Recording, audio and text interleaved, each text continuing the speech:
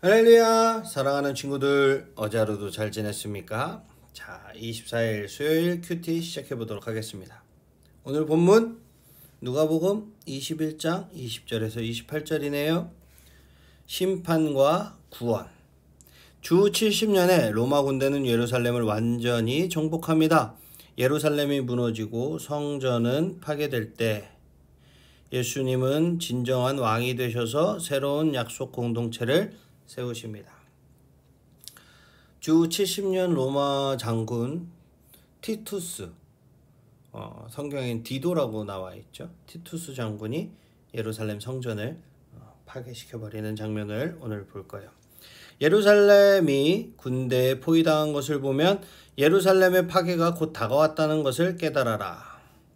그때 유대에 있는 사람들은 산으로 도망하여라. 예루살렘 안에 있는 사람들은 빨리 빠져나가거라. 시골에 있는 사람들은 예루살렘 안으로 들어가지 마라. 그것은 이 날이 바로 징벌의 날이기 때문이다. 기록된 모든 것이 이루어질 것이다. 그날에는 임신한 여자와 아기에게 젖을 먹이는 여자에게 화가 있다. 땅에는 큰 고통이 닥치겠고 진노가 이 백성에게 내릴 것이다. 그들은 칼날에 쓰러질 것이며 여러 나라의 포로로 붙잡혀 갈 것이다. 이방인의 때가 끝날 때까지 예루살렘은 이방인들의 발에 짓밟힐 것이다. 이방인들의 때가 끝날 때까지. 예수님은 예루살렘의 멸망을 경고하시죠. 예루살렘의 파괴는 성경의 여러 곳에서 이미 예언되어 있습니다. 예레미야 5장 29절, 에스겔 9장 1절, 다니엘 9장 26절, 미가서 3장 12절에 예언되고 있어요. 그 예언들은 성취되고 맙니다. 하나님이 보내신 선지자들을 거부하고 아들로 오신 예수님을 배척하고 그 아들이 보내신 제자들의 복음 증거마저 외면한 예루살렘의 끔찍한 운명을 오늘 보시길 바랍니다. 이것은 단지 예루살렘에만 임하는 심판이 아니라 이 세상 종말에도 예수님을 믿지 않는 자들에게 반드시 임할 무서운 재난의 경고입니다. 그날엔 예루살렘에 임한 형벌보다 더욱 혹독한 재앙이 있을 거라고 말씀하시는 거예요. 내 주위에 있는 사람들이 속히 불신의 늪에서 빠져나오도록 간절히 기도하면서 속히 복음을 전하시기 소망합니다. 예수님께서는 예루살렘의 이방인의 시대가 다 찰 때 예루살렘을 구속하실 거예요. 이것은 이방인들에게 복음이 전파되어 그들의 충만한 수가 차는 때이죠. 이방인의 충만한 수가 복음을 받아 예수님을 믿게 될 때 이스라엘을 회복하시겠다고 말씀하셔요. 오늘 우리가 속히 복음을 전해야 할 이유가 여기에 있진 않을까요?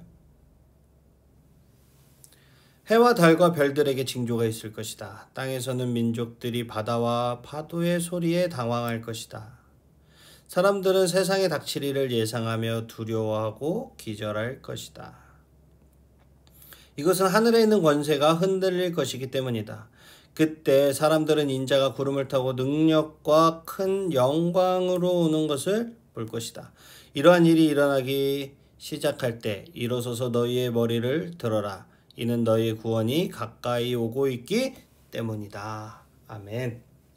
자신의 백성들을 구속하기 위해 모든 사람이 볼 수 있도록 권능과 큰 영광으로 다시 오실 예수님. 그 예수님의 재림과 관련해서 우주적인 대혼란이 일어나 사람들이 공포와 두려움에 사로잡히게 될 거예요. 하지만 주님의 제자들은 이런 현상을 보고 놀랄 필요가 없습니다. 예수님이 다시 오실 날이 임박했다는 징조이기 때문이죠. 이 날이 대적자들에게 심판의 날이지만 예수님을 고대하며 핍박 중에서도 인내하던 제자들에게는 죄와 허물과 죽음과 사탄의 세력에서 완전히 해방되는 구속의 날입니다. 그러므로 그리스도인들은 종말의 징조가 일어날 때 정신을 차리고 용기를 잃지 말아야 합니다. 우리 주님이 큰 영광 가운데 재림하셔서 우리들의 구원을 완성하실 것이기 때문이에요. 지금 어떤 고난과 핍박 중에 있나요? 일어나 머리를 들라는 그 주님의 음성에 귀 기울이는 여러분들이 되시기를 축복합니다. 주님이 우리의 머리를 들어주실 것을 확신하며 끝까지 인내하는 우리 귀한 청소년부 친구들이 되시기를 축복합니다. 오늘 하루도 나를 찾아와 영원한 형벌에서 구원하여 주신 그 예수님을 찬양하는 하루가 되시기를 축복합니다. 그럼 오늘도 말씀 붙들고 승리하시고 내일 이 시간에 다시 만나요. 안녕.